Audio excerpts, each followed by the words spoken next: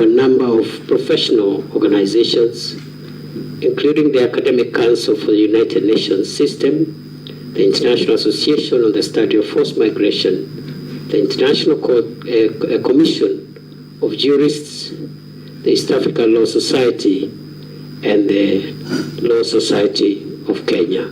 I submit. Thank you. Status of compliance. Mr. Speaker, sir, I have filed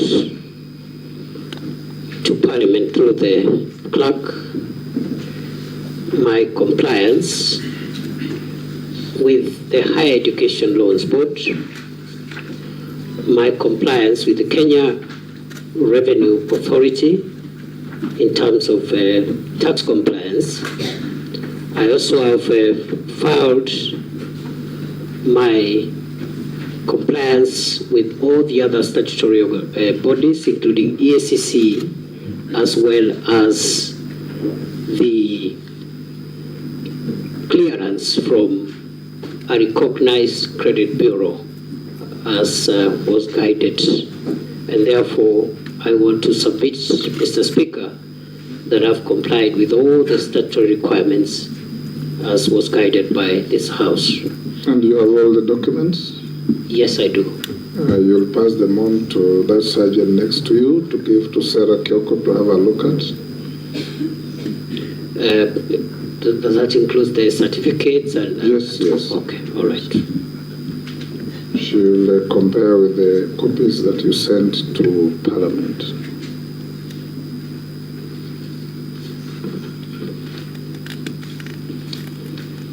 I will now open the session for asking and interrogating the nominee. And I'll give the first shot to the Deputy Speaker.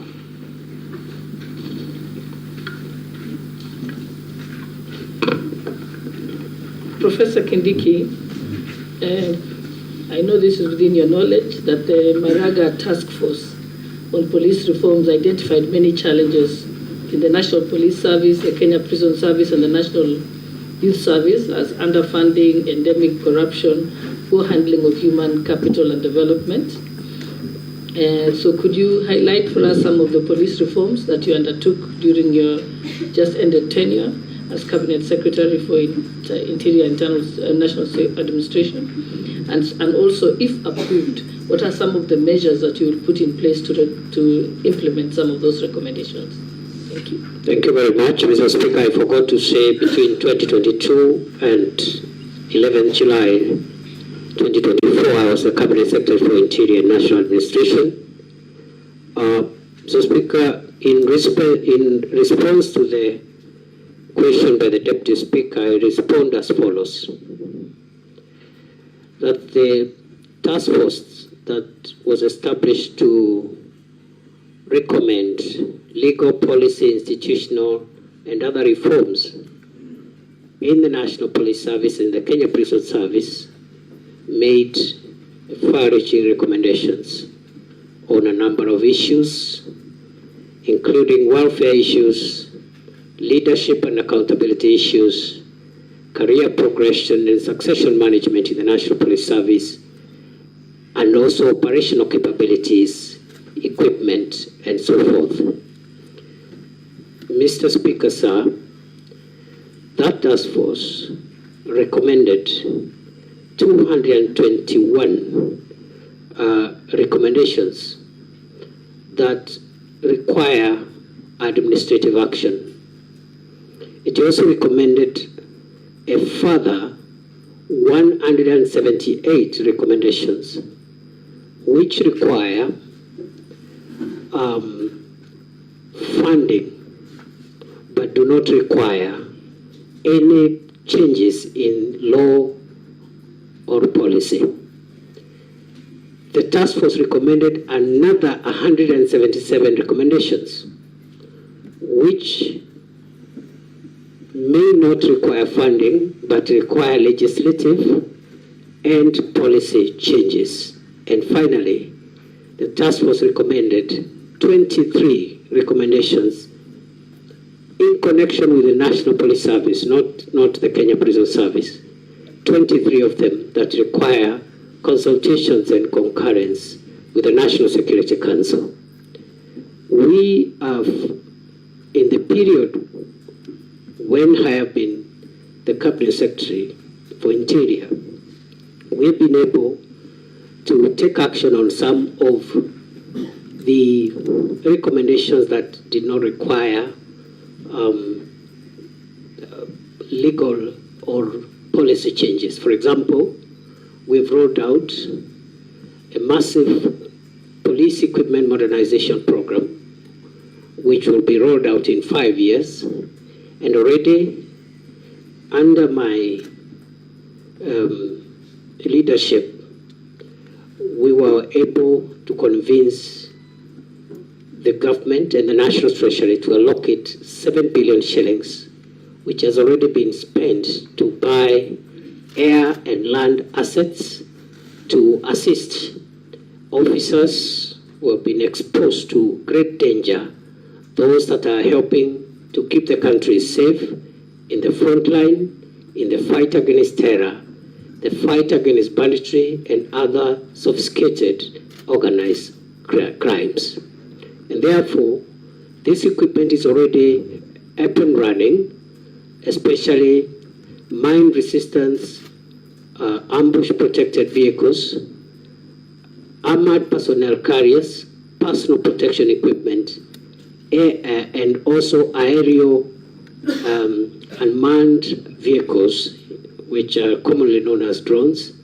And we've been able to restore the police air wing, which had collapsed, and we have some of the aircrafts which are now operational and helping us with air surveillance. And we have also hoping in the next financial year, if I am approved by this House, we'll be able to purchase additional gunship helicopters to help us finish the remaining work in terms of the fight against terror, the fight against banditry and other organized crimes. Mr. Speaker, I also need to point out that because of the grave issues around leadership and succession management and career progression in the National Police Service, during my 21 months as the Cabinet Secretary for Interior, we've been able to put in place, operationalize the National Police Leadership Academy, which we opened, His Excellency the President opened in Gong. And this is the academy that is helping us put together a curriculum that will help us put in place short courses, professional courses to retool, reskill our police officers, especially those that are in leadership, and also provide a fast-track process of identifying, nurturing leadership among our police officers. And therefore, going forward, with the academy now operational, we believe that in the next few years, we're going to inculcate not only fast succession management and career progression program, but also we're going to have a very motivated leadership within our police officers. We have also, of course, taken action around welfare issues. Already the increments for the first increments that were proposed by the task force have already been put in place. We have also, in terms of giving motivation to our officers, also operationalized the National Police Service Hospital, which is supposed to take care of those who are injured in the front line so that they are not exposed to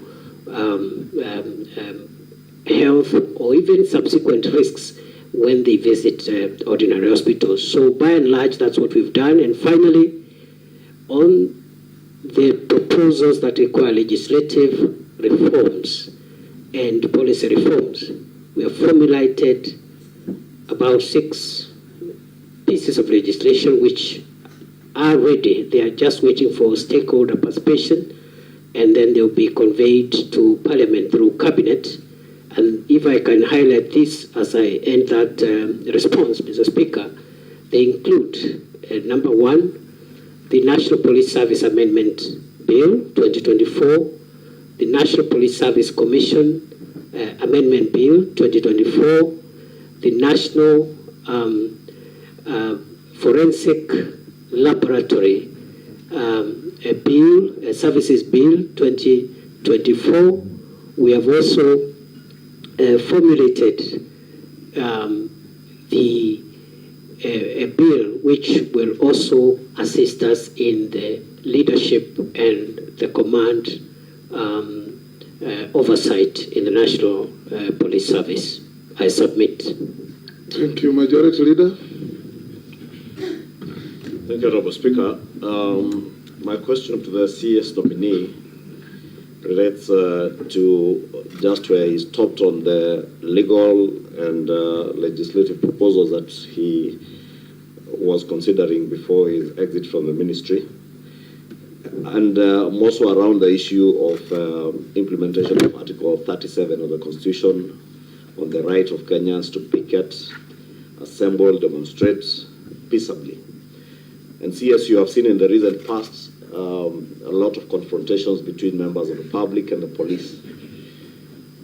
And it's my view that principally why this has been so is because you have failed to designate picketing corners. And Kenyans imagine you can picket anywhere and everywhere, including in some areas that you consider restricted areas. I would want to hear what is it that you would intend to do if you are reappointed and approved by this committee to ensure that there are no more confrontations between members of the public who want to peaceably assemble and picket and the police.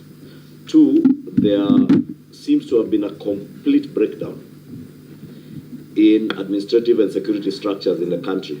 And I say that in view of when you came into office, the Shakahola massacre, where up to now we don't know how many Kenyans lost their lives in Shakahola. We have seen in the recent past Kware here in Nairobi. In a country like ours, how is it possible where you have chiefs, assistant chiefs, nyumba kumi, and all the structures and security and administrative structures that we have, that 20, 40 people can be killed around one small area like Kware, in the full view of the security and administrative structures without government coming to know. And the same thing happened to Shakahola. And I would want to hear what is it that you would intend to do to make sure that there is restoration of administrative and security structures right at the village level to secure our country. Mr. Speaker, sir, it is true there is work that requires to be done to ensure that the people of Kenya enjoy their constitutional right and freedom to assemble, picket, and demonstrate, and present petitions to public authorities, while at the same time maintaining public order and also ensuring the rights of other people. Before I was dismissed on 11th of July, I had actually finalized the draft regulations, the Public Order Act, which will be the statutory instrument to be processed for purposes of giving effect to the enjoyment of that right, not to curtail that right because a statute cannot curtail a constitutional right, but to give effect to how that right will be exercised. Those draft regulations, when completed, will be able to help the police do a number of things. Number one, obligate the police to escort protesters and provide security for them, but also to ensure protesters don't run amok and overrun members of the public who are not protesting. Number three, it will require those protesting to notify the police and tell, and also give the number of protesters so that the appropriate arrangements are made. It will also obligate public institutions in all arms of government, all public institutions to designate an area within their premises or within the vicinity of their premises where a group of protesters who want to present petitions can stand, demonstrate, and present petitions to that public office or that public institution.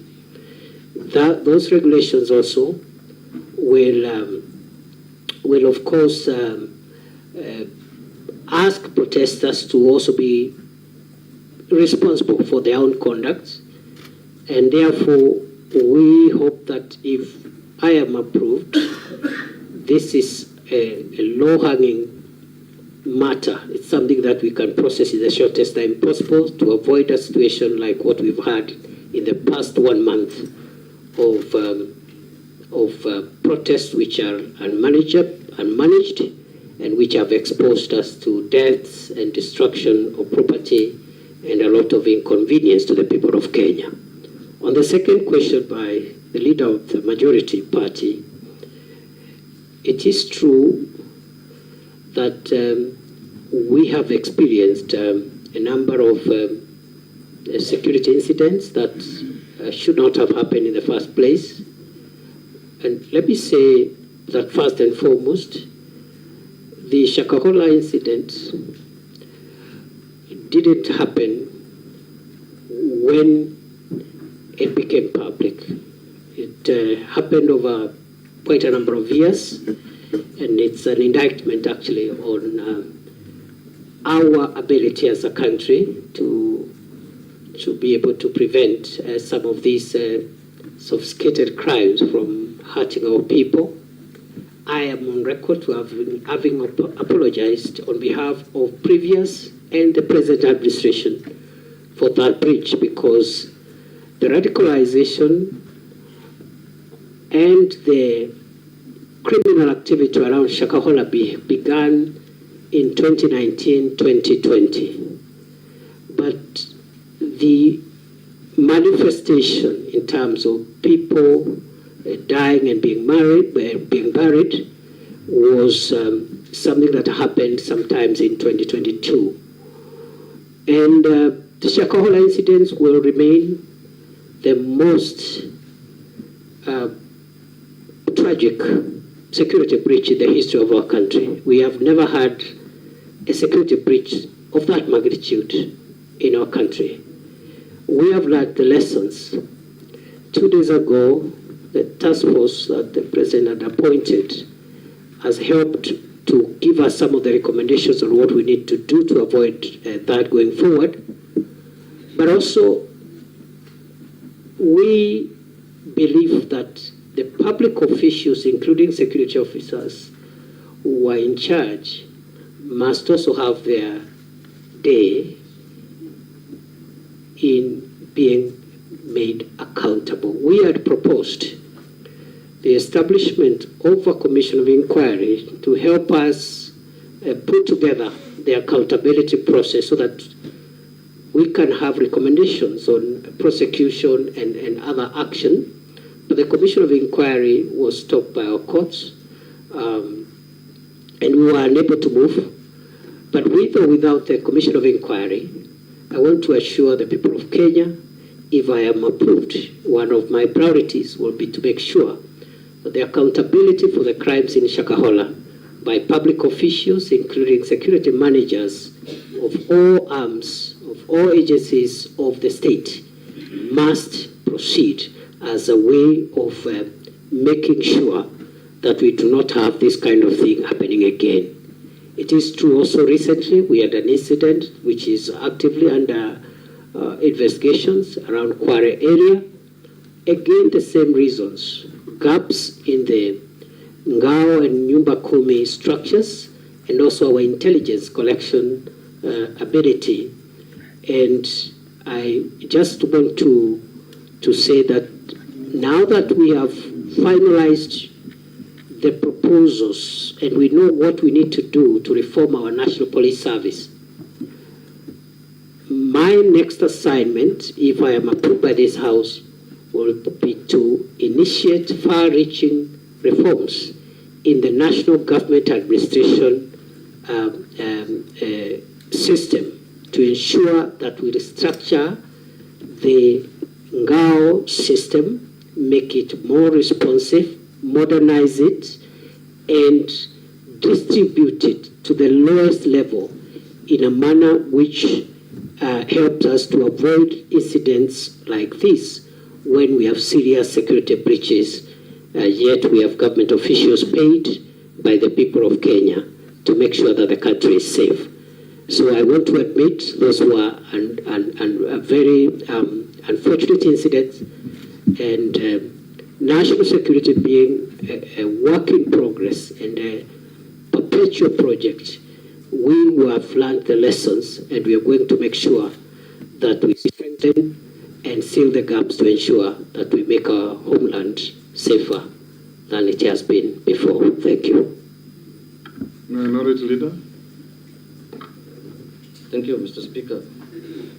Mr. Speaker, I would like to ask the nominee, Professor Abraham, that, Mr. Speaker, Mr. Chairman, he is one of the two people who have been reappointed to the cabinet to the same docket that they were serving previously, the last 2 years. I want to ask you a question, Professor, that what do you think makes you feel that you can serve in that docket again? Because why I'm asking that question is because if you look at what happened in the last 2 months in this country, the demonstrations and the kind of thing that happened, in my view, you look like somebody who was lost. Your presence was not being felt.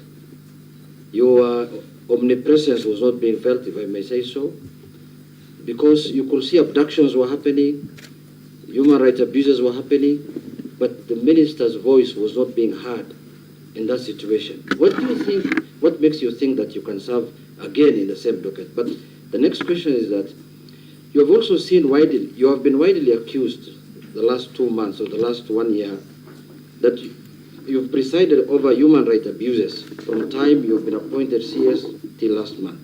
Particularly what happened, for example, on 25th of July 2024. And also during the SYMO demonstrations last year. More than 75 Kenyans lost their lives. And last month also, more than 50 Kenyans lost their lives. So there's a feeling that the National Police response to protest is stuck in the old way of doing things. So the question is, to what extent do you think ministerial responsibility for the brutality meted on Kenyans by security organs? At what level do you think you can take responsibility for that? What new ways are you going now to do to stop that? So my question is, in spite of all these abuses that have happened, in spite of all the problems that Kenyans have encountered, what is this new idea that you will employ this time if you are approved by this House? Because one of the things we are looking at, Professor, Chairman, is the suitability of the person to hold that office. What makes you think you are suitable in spite of all those problems that you have encountered the last 2 months? Thank you, Chair. Professor, proceed. Thank you, Mr. Speaker, sir, and honorable members. I was in office for 21 months, 623 days. I can account for each and every day of my stay in office. I woke up every day, and my focus has been to ensure that our country is safe. I have risen before dawn every day, including Sundays, and gone to sleep very late, simply because of the demands of our homeland security. I believe that I am suitable for reappointment because during those 21 months, during those 23 days, I have been able to keep the country fairly safe, especially in the fight against terror. Previously, we had an escalation around 2021-2022 of terror attacks in northern Kenya and the Boni Enclave. And in the past 2 years, approximately, we've had stability in northern Kenya and Lamu. I believe I am suitable, Honorable Speaker, because the crime of banditry has been reduced significantly, in my estimation, by more than 75%, even if pockets of insecurity continue to be experienced. And we do know where the gaps are and what needs to be done to even bring this problem to a complete end. Mr. Speaker, I have visited all the 47 counties, some of the counties numerous times. I've been to Lamu 21 times in 21 months. I've been to Samburu 8 times. I've been to Baringo 13 times. I've been to many other counties. And therefore, I have not been lazy. I've been diligent. And I've conducted myself within the parameters of Article 73, which requires me to conduct myself in a manner that brings honor to the nation and dignity to the office I hold. I have worked with officers at the headquarters, but I've also sat down in numerous meetings to work with officers at regional, county, and sub-county levels to make sure that we share decision-making processes and decision implementation processes. I believe, Mr. Speaker, the question has been directed to the events of the recent weeks. And I want to respond as follows. So the reason that I didn't talk every day is because the events the Honourable Member is referring to were mainly operational issues. The work of the Minister, the Cabinet Secretary for Interior, as envisaged in Article 245 of the Constitution, is to give the organs of national security that fall under that ministry policy, direction, and policy guidance. And in particular, because we are talking about the police, Mr. Speaker, the police is under independent command, Article 245, paragraph 2. There are only two people who can give the Inspector General of Police directives. First, the Cabinet Secretary for Interior, but only on policy issues. Number two, the the Director of Public Prosecutions in matters in investigations of criminal activities. Other than that, operational matters are handled by the command of the National Police Service, and therefore the Minister doesn't give operational directives. We have communicated the policy during my time in office, the policy of the Kenya Kwanza administration on policing, which includes zero tolerance on extrajudicial killings, zero tolerance on abuse of human rights, and restraints in the use of force. Limited only, the use of force being limited only to cases contemplated in the Constitution and the National Police Service Act and the schedule thereto in the defense of life of the officer or the life of the people of Kenya.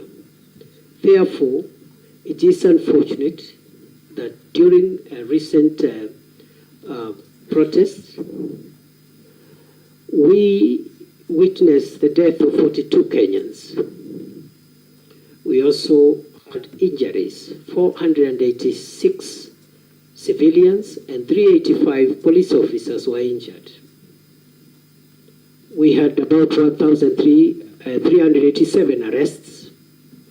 We had 54 police cars destroyed and 110 motor vehicles belonging to the people of Kenya also destroyed in those protests. Therefore, I want to submit as follows, that the operational responsibility of policing lies with the command of the National Police Service. It is my estimation that on a broader scale of things, generally, the police tried their best to protect the country against mobs of criminals, arsonists, and other dangerous people, including those who visited Parliament and wanted to kill parliamentarians and other people. The police did their best.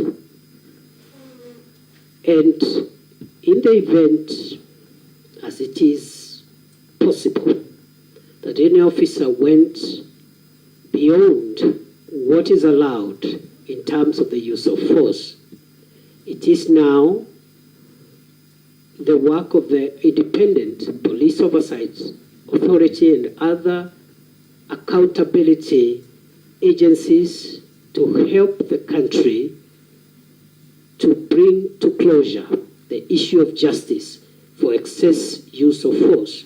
I want to submit as follows, Mr. Speaker, that even beyond the police having independent operational command, the issue of the use of firearms by a police officer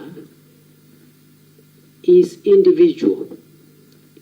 If you read the National Police Service Act and the Schedule 6 to that Act,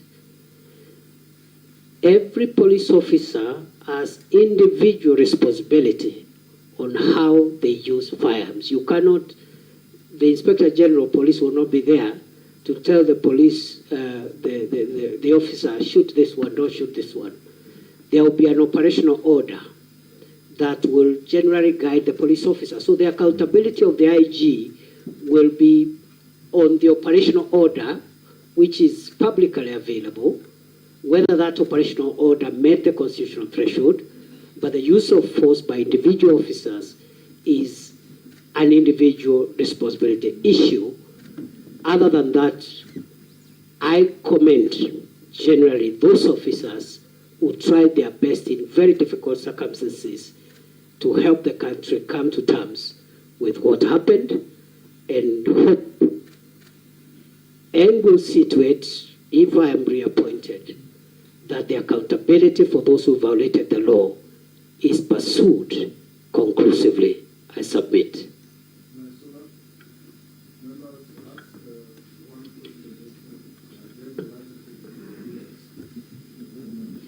Thank you, Mr. Speaker.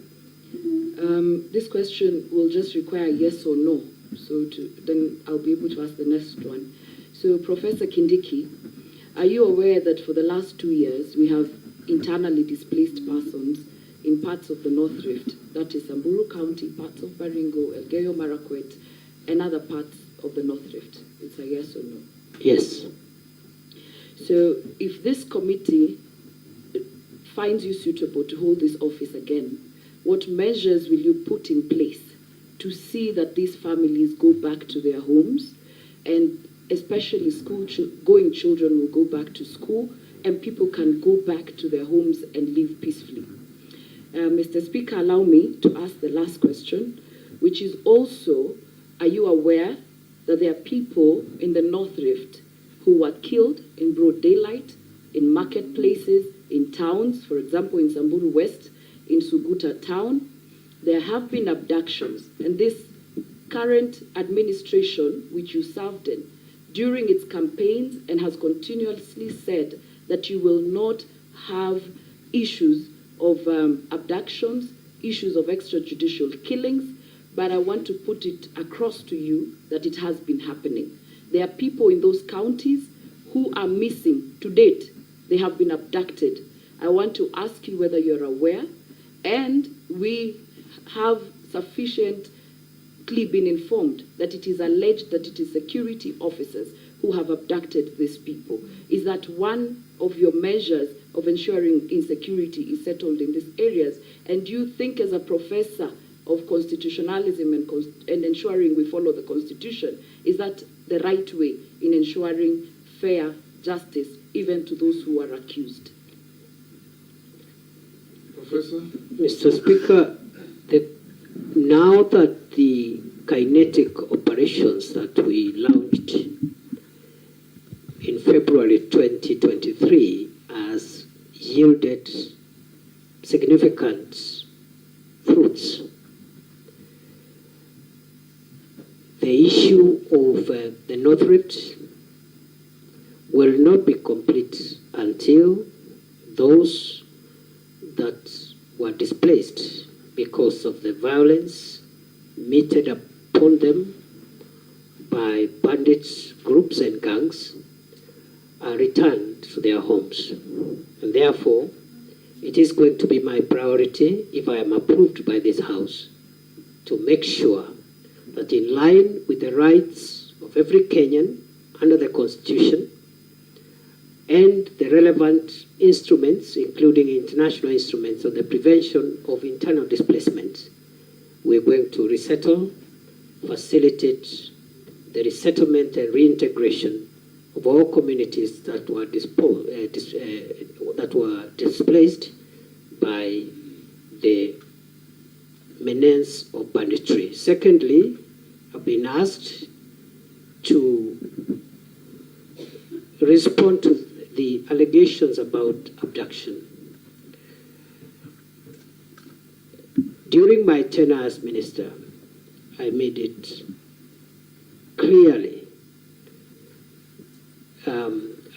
clear to the police that abductions, extrajudicial killings, and extra-constitutional means of apprehending offenders is against government policy, is against the Constitution, is against international law. I must hasten to say my observation, because I've been in the front line more than any other place, especially in North Rift, in northern Kenya, and the Boni Enclave. The officers who served in the special units in counter-terrorism and counter-banditry, the formed-up units, have been quite professional, generally.